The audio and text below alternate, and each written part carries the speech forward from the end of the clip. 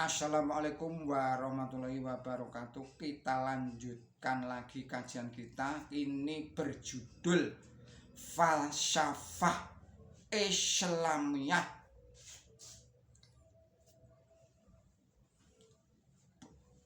Makalah ini disampaikan atau diuraikan oleh Mirza Ghulam Ahmad di dalam kitabnya berjudul Falsafah Islamiyah, yang ini diterjemahkan atau disarikan oleh Mulyono. Saudara-saudara para pemirsa channel Kreweng Aji yang berbahagia, Assalamualaikum warahmatullahi wabarakatuh. Bismillahirrahmanirrahim. Oleh karena itu dalam Quran suci terdapat banyak ayat yang menaruh perhatian pada masalah pembangunan hidup manusia yang masih berada pada tingkatan keadaan jasmani ini. Quran suci memberikan ketentuan yang sangat penting sampai pada hal yang sederhana terhadap apapun yang berkaitan dengan manusia. Semua gerak-gerik manusia, cara-cara memenuhi kebutuhannya, masalah anak dan masalah istri, hidup bermasyarakat, kesehatan dan sakit, semua tertata di dalam tatanan dan dijelaskan sebagaimana hubungan antara kesucian lahir terhadap rohani manusia. Mengingat sempitnya waktu, terbatasnya waktu yang disediakan bagi kami pada hari ini untuk menguraikan masalah ini, maka kami hanya akan menguraikan pokok-pokoknya saja. Sebab kalau dipaparkan sampai pada rinciannya harus memerlukan waktu yang cukup panjang. Kajian yang mendalam pada firman Allah Ta'ala yang berhubungan dengan masalah yang penting ini, yakni ketentuan dan aturan yang berhubungan dengan pembangunan kehidupan lahiriah manusia. Demikian pula kemajuan dari biadab atau kasar atau pemarah kepada peradaban lebih lembut, lebih taat, sehingga mencapai puncak kehidupan rohani. Ini menguak tatanan laku yang penuh dengan kebijaksanaan seperti yang akan tersebut ini. Yang pertama, Allah yang maha kuasa berkenan membimbing keluar dari kegelapan, lalu mengangkat manusia dari keadaan yang biadab dengan ajaran-ajaran tingkah laku yang semestinya dalam kehidupan sehari-hari dan tatanan hidup bermasyarakat. Jadi dari derajat kemajuan manusia yang paling rendah dengan garis pemisah yang membedakan antara manusia dengan binatang rendah, dan juga mengajarkan tatanan budi pekerti tingkat rendah yang disebut bermasyarakat atau bersosialisasi. Kalau derajat budi pekerti tingkat rendah ini sudah berhasil, lalu diperbaiki lagi dengan cara mengubah kebiasaan manusia menjadi selaras. Akhirnya kebiasaan-kebiasaan tadi dijadikan budi pekerti yang luhur.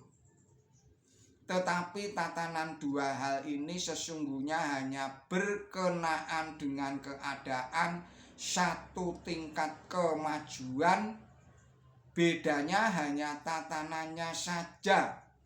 Dan demikianlah, saya ulangi lagi, keadaan satu tingkat kemajuan bedanya hanya tatarannya. Dan demikianlah Tuhan yang Maha Esa sekalian alam yang bijaksana memberikan urutan tentang tatanan budi pekerti agar orang bisa membuat kemajuan dari derajat yang rendah sampai kepada derajat yang lebih tinggi. Saudara-saudara para pemirsa channel Kereweng Aji yang berbahagia, sekarang kami beralih ke derajat kemajuan yang ketiga, yaitu suatu derajat yang manusia sudah menyampingkan jasmaninya sendiri oleh kelarutan cinta kepada Allah Ta'ala dan tenggelam dalam ketaatan pada kehendaknya.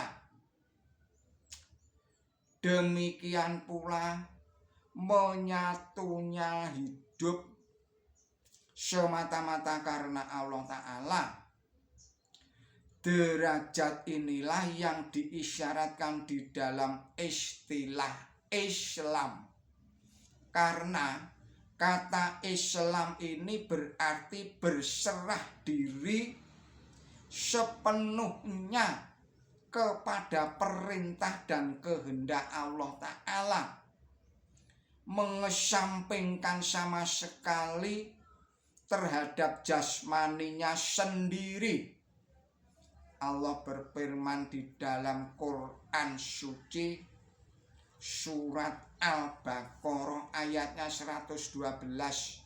Bismillahirrahmanirrahim. Oh, barang siapa berserah diri kepada Allah dan orang itu orang yang mengerjakan perbuatan baik kepada orang lain, akan mendapatkan ganjaran dari Tuhannya dan tidak akan takut serta tidak akan susah. Maksudnya barang siapa yang mengorbankan hidupnya demikian juga harta miliknya karena Allah serta berserah diri kepada kehendaknya, yang tidak puas hanya dengan kesunyian dan sekedar pengakuan saja, melainkan dengan menunjukkan pengabdian yang besar kepada kemanusiaan. Ini yang akan mendapatkan kebahagiaan dan menerima ganjaran dari Tuhannya, tidak akan merasa takut dan tidak akan merasa susah. Allah berfirman juga di dalam surat 6,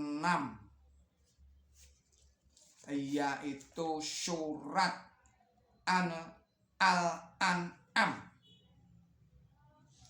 ayatnya 163. Bismillahirrahmanirrahim.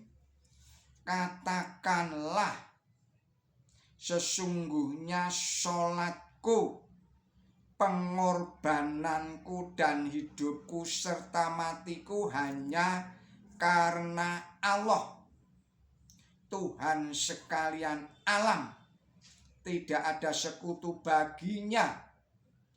Dan untuk inilah aku diutus, dan aku ini permulaan orang yang berserah diri, yakni permulaan orang yang menyerahkan jiwa dan raganya di jalan Allah yang Maha Kuasa. Di lain tempat juga di dalam surat 6 surat Al-An'am ayatnya 154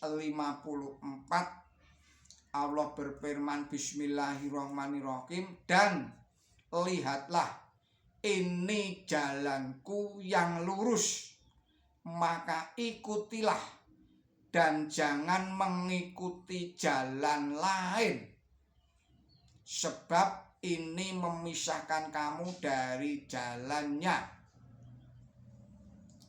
Jadi barang siapa mengikuti jalan selain jalan Allah akan terpisah jauh dengan Tuhannya. Allah juga berfirman di dalam surat 3, yaitu surat Ali Imran ayat 30. Bismillahirrahmanirrahim. Katakanlah Muhammad, apabila engkau sekalian mencintai Allah, maka ikutilah aku. Allah akan mencintai kamu dan mengampuni kesalahanmu. Sungguh Allah itu Maha Pengampun dan Maha Pengasih.